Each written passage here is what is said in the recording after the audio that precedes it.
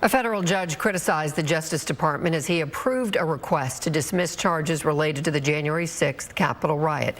The judge dismissed the seditious conspiracy case against members of the far-right extremist group Oath Keepers.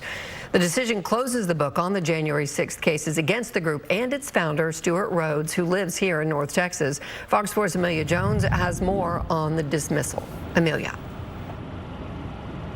Heather, the judge who wrote this opinion and ordered the dismissal is the same one who oversaw the trial for the 9 defendants. While his opinion is not legally binding, it is a final word on the last prosecution involving the events of January 6th.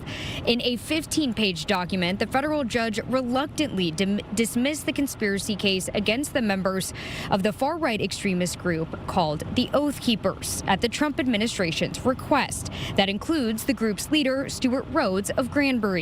9 members were convicted on various charges for their role in the January 6th attack on the Capitol.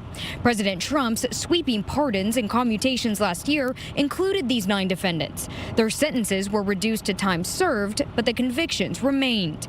In April, the Department of Justice acted to vacate the defendants' convictions. The judge criticized the department's move, but said that he had no choice but to grant the administration's request. He wrote in part, quote, "Today's epilogue diminishes the gravity of that day, denigrates the work of the prosecutors and law enforcement officers who secured these convictions, and excuses criminal acts that caused a centuries-long pillar of our democracy, the peaceful transfer of presidential power, to buckle."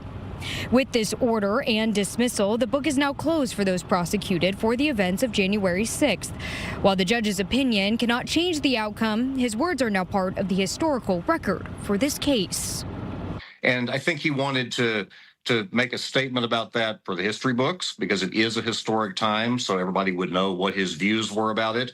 And I think he wanted to speak perhaps to a future case. I think he may have wanted to speak to the Justice Department and just say, you know, I have no authority over this, but here's what I think. According to the Associated Press, an attorney who represented one of the defendants at trial said that he was disappointed by the tone and language used, and he also said that he didn't think it was necessary for the judge to inject his personal opinions like this.